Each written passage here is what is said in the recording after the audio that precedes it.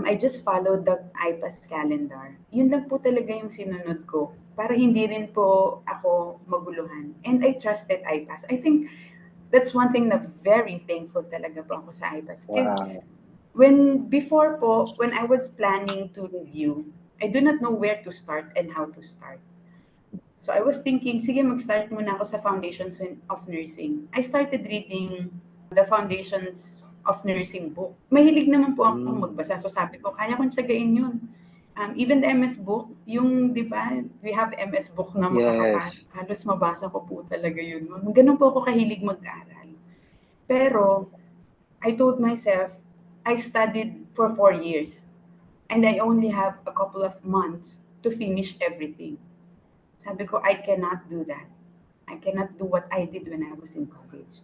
So what I did, I trusted IPAS talaga. So whatever they Wow. taught me, yeah, whatever they taught me, yun lang po yung inaral ko, plus the U World.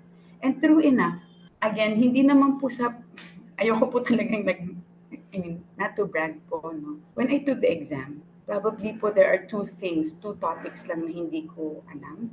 Because of IPAS. I owe it to IPAS.